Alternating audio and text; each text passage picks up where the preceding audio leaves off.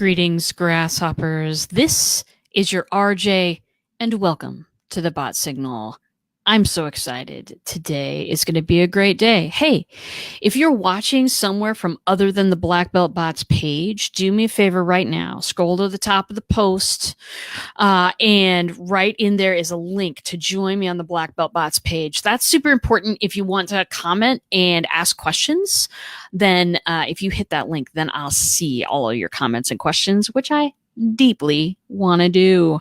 So without further ado, my name is RJ Rudden, and entrepreneurs hire me to outsmart traditional marketing methods because people are tired of being sold to by every horizontal glowing surface they come across. So I help write messaging that connects and build solid relationships. I use messenger bots to do that. So this show is all about sharing some tips and tricks and concepts of how to use those messenger bots in your business. And today we're going to talk about how to treat people like VIPs in your bot, because you want to do that. We're all sort of told to, treat people like VIPs inside all parts of our business. But I want to take that idea and put it into a bot. I'll tell you why this particular, I see I got some folks here. Type in if you got any questions for me. I'll be answering them along the way. This topic has come about because yesterday I signed up for a conference that's going to be happening in September in Phoenix, Arizona. And I'm going to be at this conference. I was on a live stream, and I've been acquainted with this person's work before. Seemed very interesting to me. And then, of course, I bought my ticket, and then the offer for the VIP came. And I ended up signing up for the VIP, basically because I'm an economical person, and it seemed like a really good deal to me. But it got me sort of thinking. Normally, VIPs are, folks like maybe at a conference, or people that are, either by virtue of how much money they've paid or virtue of the relationships they maybe have within the organization. There are people that are kind of popped up to another level. This happens everywhere, right? Concerts and conferences and any big public event, there's probably a few VIPs rolling around. They're designated differently, they get different perks, they're kind of they get special seating, all of those kinds of things. Okay, super easy to do at an event. I've done it for some conferences I've been on the planning committee for. How do you do it inside a bot though? How do you treat people like VIPs inside a bot? Aaron's here. Hello, Aaron. I was just talking about that conference we're going to in September. Adam is here. Hello, Adam. Welcome. I don't know if you guys know, but tomorrow, Nerdy Girls might have an Adam sighting. I'm excited about it. All right, very good. So how do you treat people like VIPs? Normally, it's kind of a status boost, right? And most people kind of choose that option for events because of the perks or whatever. So how do you do that inside a bot? Because nobody's paying inside a bot, and nobody can see each other inside a bot. But bot is a one-to-me relationship is what it is. And so how do you treat people like VIPs there? Brad. Hello, Brad. That conference is going to be a lot of fun. So how do you do it? There are 3 keys that I thought of. There's probably more. And if you can think of more than these, please throw it down in the comments. We'll discuss. First key on how to treat people like a VIP inside your bot. And when I'm saying that, I'm saying that for me, every person inside my bot is a VIP. Why is that? Well, it's because you're trying to connect with me, and I'm going to make a connection with you. Every person is, and people may want something that I can't provide. That's okay. Did you know you can still have a relationship with those people, even if no transaction has taken place? Did you know that some of my very best referrers are people who have never used my service, but they know me? We have a relationship, and occasionally they meet people who need the things that I provide. Relationships are so much bigger than that transaction. And so I feel like everybody in my bot's a VIP. I don't wait until they've paid a certain level to treat them like a VIP. That's my philosophy. It may not be yours, and that's totally okay. But that's really the way I'm looking at this. When I'm saying treat everybody like a VIP, do not wait till people pay you to treat them like a VIP. Because then sometimes it also kind of has that connotation of feeling a little bit false. You know what I'm saying? So anyway, the first way that, and this is a tried and true thing, the first way to make people feel like a VIP inside your bot is responsiveness. Notice, my darlings, I did not say availability. I did not say you need to be sitting by your computer waiting for the ding anytime anybody asks you a question. No, you don't. No, you don't. Here's what you have to do. Let me present two opposite sides of a spectrum. One of the sides of the spectrum is you are looking for help in, let's say, a big box hardware store.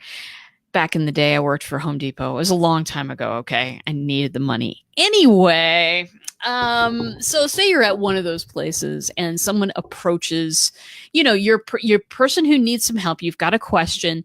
You approach the counter and 3 scenarios happen. Well, 4 scenarios, but 3 bad ones, and then occasionally you get a good one.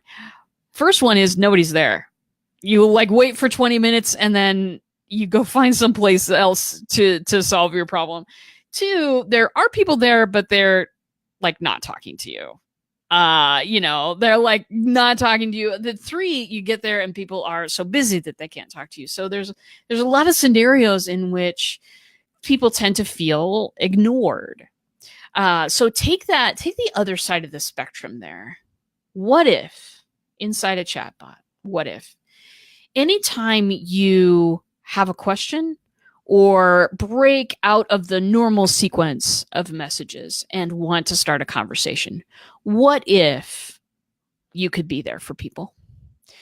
You know, we all are very, very focused on marketing messages. I know I am. I know all of you are. We've all got businesses to run. We all want to not have to go work for the man. You know what I'm saying? And that's all really good stuff. What we want to pay attention to here is if you're able to at least set a message in the way that says, because maybe you're not available all the time. I'm not available all the time, but I do have something that trips inside my chatbot. Anytime somebody starts a conversation that is out of the normal sequence of messages, anytime people have a question, there is a little sequence that runs. And what it says is, hey, so glad you have a question. What is your question? They get to write that in. And then my bot says, fantastic. I don't know the answer to that one, so I'm going to go grab RJ. And she will be here, insert reasonable expectation of time here. And that person gets taken care of. They at least get acknowledged, right? They get acknowledged. And usually I use that opportunity to lead them toward, you know, some videos or something like that so that they can be entertained while they're waiting for an RJ to come along. Adam says, always comes down to having a good conversation with people. It does, doesn't it? It does. And honestly, too, not always the same old conversation. Conversations that have joy and surprises. Those are the ones that I like. And those are the ones I try to start with people. Barb is waving. I wave back. Hello. Adam says, people, quality relationships are key. Talk to them like you're sitting around a table at a coffee shop. Well, I mean, that's the secret, isn't it? That's the secret. When I am sitting around with my friends at a coffee shop, I am the real me. You've opted in for the real me. Welcome. You can always opt out if you want to. But for me, when I'm sitting around with my friends, that's the time when I'm unguarded. That's the time when I'm giving real answers. That's my least markety time ever. And I think, honestly, that's what some people have a little bit of trouble writing the bots sometimes, because we have that you need to sound like this sort of marketing person in our heads all the time. And what I'm finding is that the truest version of you that you can be sells a heck of a lot more than somebody else's marketing copy that probably worked 7 years ago and that they sold you, at some point. The truest version of yourself that you can be with people. What are your goals? What do you want to do? Sharing stuff like that. So anyway, I got a little off track, and I always do. So I know you're used to it. Anyway, first key, responsiveness. I've got think of them as listeners inside the bot, listening for people to say certain words, listening for when somebody wants to start a conversation. And I have messages that respond to that immediately, and then come warn me in the background that somebody wants to talk. That's one of the keys to making people feel like a VIP. Here's another one, and I talk about this all the time. Choice. Please, for the love of anything you consider holy, or maybe things that you consider unholy, allow people a choice in your bot. Allow them a yes, a no, and possibly a maybe. And respond to that choice. Let them have a couple of hours before they push that next button on the mini course. Let them have a cup of coffee first, or let them say, no, not right now, and don't bother them again. Allow people to elect for what they want. We have been so integrated into this, I'll use the word paradigm, so 1990s of me, I know, but we've been in this paradigm of we got to give everybody everything. Used to work for a guy, no kidding, who was an eccentric billionaire, and it was not my speed, but we used to look at the front page, the home page, and it was stuffed, by the way. It was stuffed with about 78 links, too many pictures, not enough white space, and it looked like an AOL ad from 1993. Anyway, the philosophy behind this, because there was a method behind this madness. It wasn't a great method, but there was a method, was you got to show everybody all your wares. It's like the guy selling stuff in the bazaar, in the marketplace. You got to be able to open your coat and show them all the watches. Okay. Let us stop this form of marketing in its tracks. Let us do this for ourselves, for us entrepreneurs who never want to work for the man, always want to be able to kind of generate our own income and our lifestyle and have some choices. Hey, let's give other people choices too. Let's not show them all the wares. Let's show them the things that are only that are valuable to them. Let's just show the things that are valuable. So choice, allow them one, do this thing. Aaron says, I love how it's an extension of my personality. For those of you who don't know, Aaron, eBot's running people. And, it's, the bot is an extension of Aaron's personality. And it's like having a little bit of Aaron in your pocket. She's running an accountability challenge right now. If you want to drop the link, Aaron, or contact people or whatever you want to do, just do so down in the comments. You got my permission. That, the thing about it is that that personality appeals to us. Your personality will appeal to your crowd. I've seen great big business speakers, right? People that draw, thousands of people, all this kind of stuff. And there are times that I've watched them and I've been drawn in, and there have been times I watched them and went, oh, please, darling, I'm going to have to go study for a blood test. I got to get out of here. You know what I mean? And it's not what they're teaching necessarily. It's the personality. It's how they're delivering the message. So think about how you deliver the message, and think about you don't want to overburden people with choice. You don't want to give them 6 choices, 3 at most, people, but give them many paths to walk down. Give them a lot of ways to enjoy the content and to discover and explore through it. A bot is your representative, your mascot, and your cheerleader. Oh, it so is. Adam, I ran into this place, graphicmama.com. I think you were actually on a couple of days ago when I mentioned it, but no affiliate link here, kids. I think that that's a great place to find a nice botrific mascot. I stole that from you, Adam. Okay. Let's see. This is my Aaron's accountability challenge. It's great stuff. And so go hit up on that if you want. But see what Aaron's bot is about. See the personality reflected in that. Is that something that your bot would benefit from? Okay, fantastic, darlings.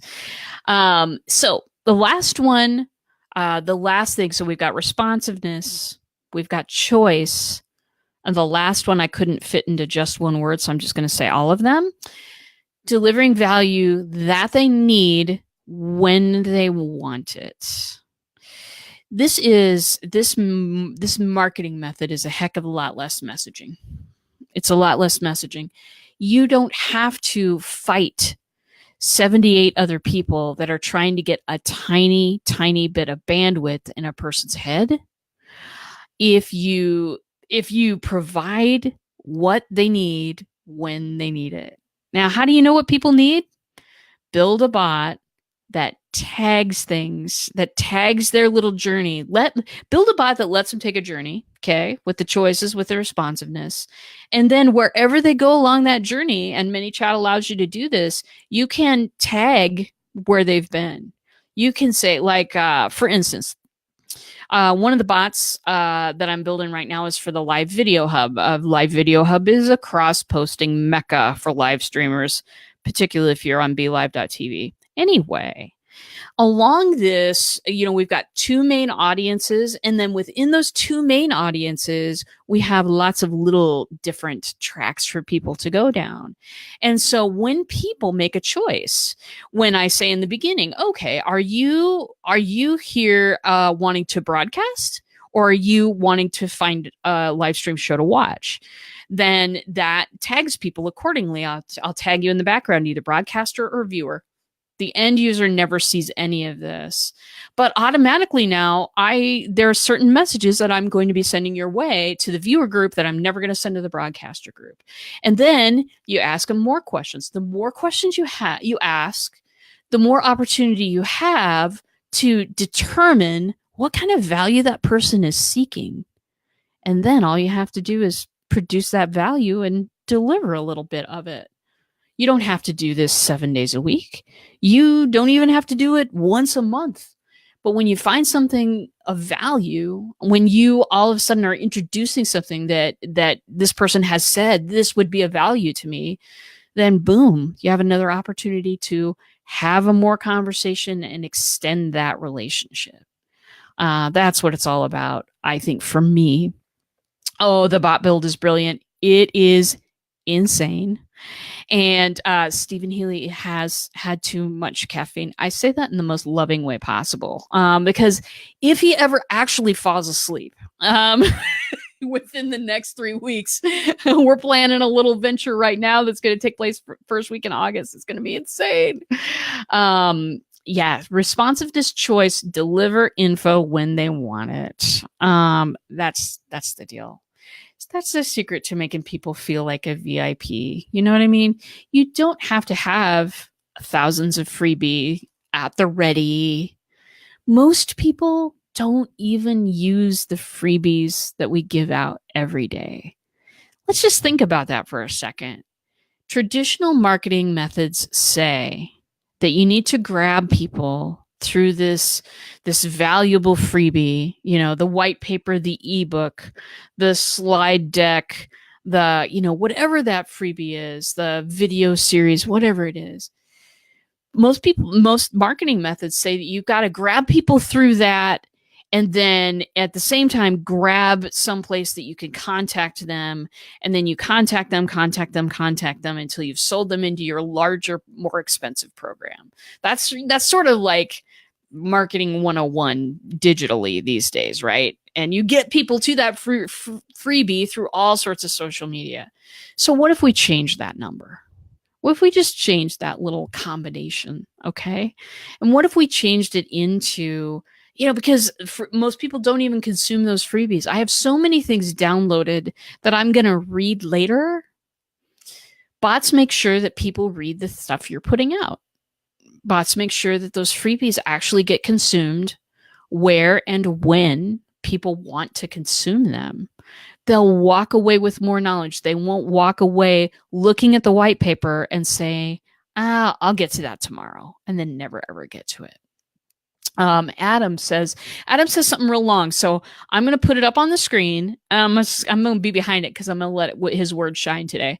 I have a client developing a site, and their product page leads viewers to too many things. Oh, darling. I know how painful that can be.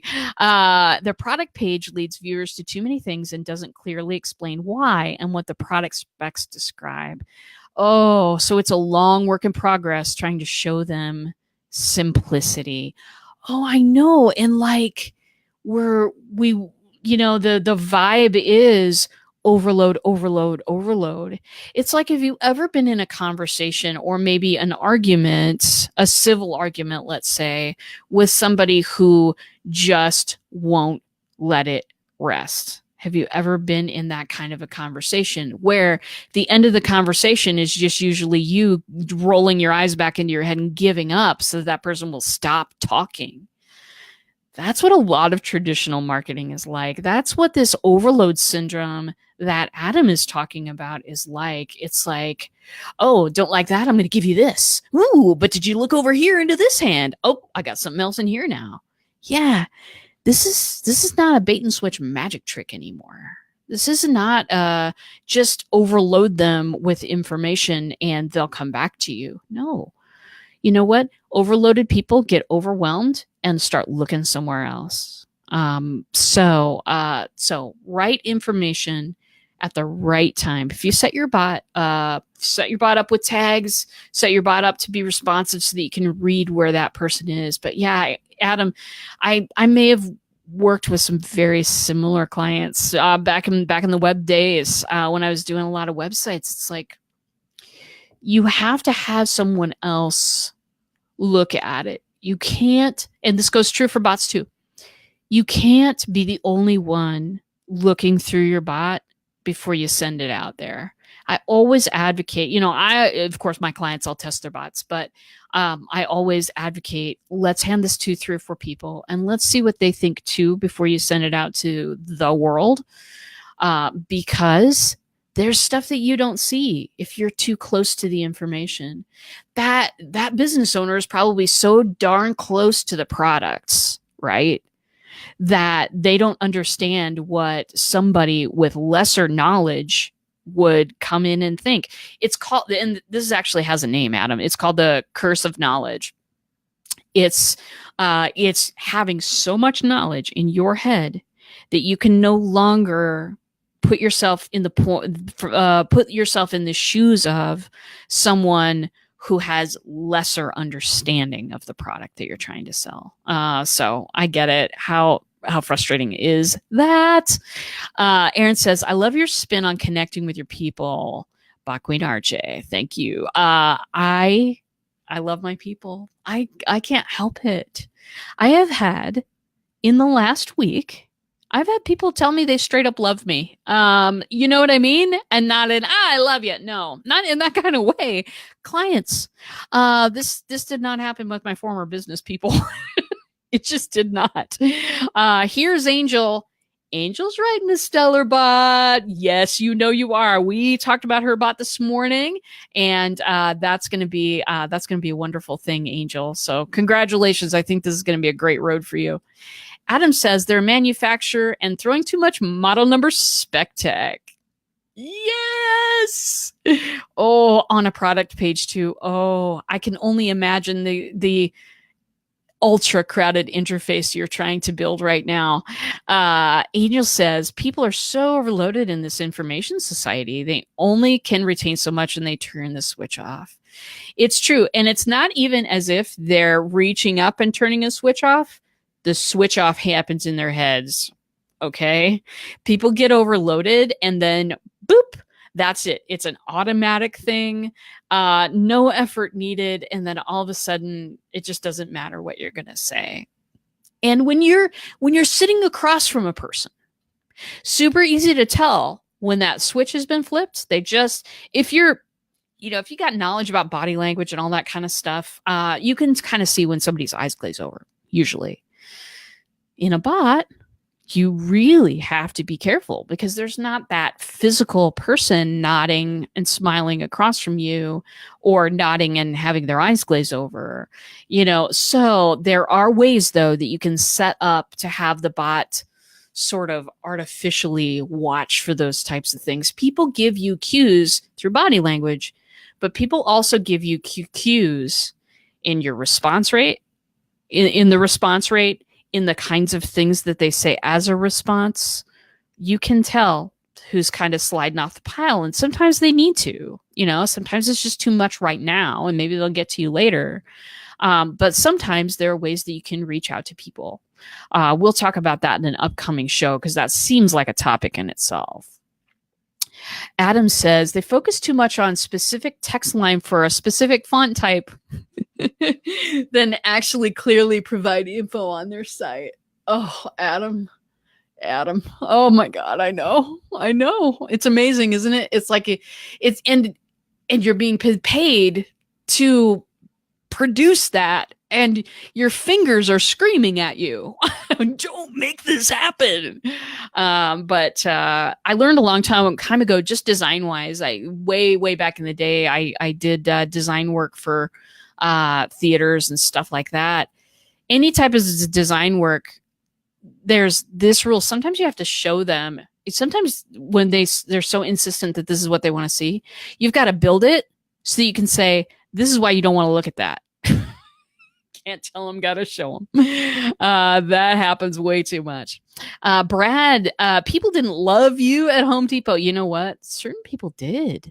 I was a kitchen designer there, and I was like the top salesperson in my department. I didn't even know I had a job in sales. They didn't pitch it to me that way. But yeah, no, they either loved me or hated me because I sat in the kitchen department. I was a kitchen designer, but I knew nothing about plumbing. So all the plumbing people that came in for an answer hated me because I was like, your guess is as good as mine, but I could find you this part if you have an old one. I could find you a new one. They didn't like that very much. How can people not love RJ? Awesome, Bot-rific. You made my day. Thank you, Adam. You're awesome, man. I'm a bot builder. You know what? We do need a theme song. Let's make up a theme song, Angel. That is fantastic. You guys, you're making me blush. I don't know what's going on. I'm not going to tell you to stop the love, obviously. Yeah, Angel's building something great. So stay tuned for that. Very good. Angel says, yes, I totally get it about building something to show people why they don't want it. Yeah, sometimes people just kind of have this idea in their heads about how something's going to work. You have to build it out fully and say, hey, it's missing this. And because of that, none of the rest of this is going to work. Do you see it now? You know what I mean? Yeah, I've had to do that many times. I haven't had to do that in my bot life so far. Not at all. Because people just trust me and go with the flow a lot better because bots are super new. But like in Adam's case, when you're building a website for people, sometimes they just have this idea that needs to be kind of proven wrong visually, I think. But anyway, very good. So there are other ways of making people feel like a VIP in a bot. They're really simple stuff. Calling people by their first name. in Messenger, and we're all used to, seeing emails. And sometimes the emails will have your first name. Sometimes they'll also screw that field up. I've had my entire email. I've had, hi, RJ at blackbeltbots.com. Really, guys? Anyway, use people, we're all used to kind of seeing our first name occasionally used in email and stuff, and it means something different in Messenger. A platform you go to talk to people you care about. Using first names make people feel special. Really, anything you can do that makes people feel special is the secret to making people feel like a VIP in a bot. I've got a client. Down in Arkansas. He beeped into the bot. He was asking me some questions inside Black Belt Bots, and because that's one of the ways we communicate. And he asked me a question, and I gave him an answer, and I said, "Did that answer what you wanted to hear?" And he wrote back, "Well, actually, no. We're as a group, the staff and I are going through the bot right now, and they're having questions." So I said, "Listen, I'll send you a link. Let's just get on a video conference right now. Let's just go face to face right now, and let's get all of the questions. I'd be happy to do so. I have some time right now." And then boom, you know what I mean? Like, the clients that I have right now, I expect that I will have them for a long, long time to come. And it's because the bot alerts me. Hey, somebody's asking a question. Somebody needs your time right now. If I'm in a meeting right then, or if I'm working right then, okay, I can't do it. But there you go. Those opportunities are there to help you create deep relationships with people, to help you create solid connections with people, solid, non-salesy connections with people. My backing up a little bit, my call to action in my bot is a half-hour ask me anything phone call. Ask me anything about bots. At this point, and I've been here for a little while, I don't mention payment until they say, "I need you. What do I pay you?" I don't mention it. It's not even my goal anymore. My goal is, let's get some knowledge out there for people. Let's get people swimming in this river a little bit. And if they need to come back to me, they will. And if they want me right now, they'll just say so. And it's absolutely true. Just the ability to be able to develop a strong relationship with people before they even get on the phone with you. The ability to qualify people coming in and to know where that person's at even before they get on the phone. That's where the secret is. That's where a lot of the power of bots lie. And it is an amazing little tool. You know it. I wouldn't have flipped my whole business here if I hadn't have thought so. So make people feel seen, heard, and special in a good way, people. And you get to stay on top of people's minds in an entirely different way. You remember when I was talking just a second ago about you're trying to stay on top of people's minds in these arenas, in these traditional marketing methods, we'll call them, which are very crowded, and a lot of people fighting for space and bandwidth and all of that kind of stuff. The reason why the fight to stay on top of people's mind is so hard is because people have very little bandwidth available for that kind of stuff right now. But do you know how much bandwidth people have for people they care about? Lots of bandwidth. What if you could become a business that they cared about? Now you can stay top of mind by just giving them value and staying tight. You don't have to fight for this much bandwidth, because all of a sudden it's a whole different universe you're playing in. So I invite you to think about that today. As you go about your day, as you're thinking about your bots or tinkering with them or whatever, I want you to think about that and think about how you can play in a different universe, how you can stay on top of people's mind in an exchange, in a relationship, not just a broadcast, blast, chat, whatever it is. Not a, an email blast or whatever, or a virtual one. Very good. Well, Aaron is smiling with hearts. And that means that that's good stuff. Okay, Adam says, I'll put my eyes above this one, Adam. Yes, exactly. Provide them information. If they want your services specifically, then yes, tell them the cost. Focus on their needs, what they're trying to accomplish. This is why I do software audits. Ooh, you do software audits. Because people use software they don't necessarily need. Because they're using two that do the same things. Oh, I know. Keep it simple. Adam, what a great thing. I mean, I have to do them on myself every once in a while because I start looking at my overhead and what I'm spending on software. And I'm like, okay, there are probably a few of these things that aren't working for me. I do my own software audits because I can, but I can see where that would be a really valuable thing to people, because a lot of people are spending money that they don't need on software that's not working for them, or duplicates. Ridiculous. Anyway, so tomorrow, darlings, tomorrow I'm going to be on at 11 o'clock with our dear Kim Boltzma. If you don't know Kim, well, know Kim, because she and I have the Facebook page and bi-weekly show, Nerdy Girls Geek Out. We have invited the fabulous Adam, who's been chatting with us, to be a boy on that show. It's not hard. So we'll hopefully have him talking to us tomorrow as well. We're going to geek out about all the new things that we have discovered in the technology/marketing world this last 2 weeks. Spoiler alert, it's a lot. So wear the comfortable shoes. That's 11 o'clock Central Standard Time. I'll be rebroadcasting on my page. I'll be cross-posting, of course, but head over to Nerdy Girls Geek Out and you'll get to talk to us just like this. Thank you all for being here. And next week we'll be back Tuesday, Thursday, 1 p.m. CST. And I want to thank you a lot and tell you I'm going to see you in a bot.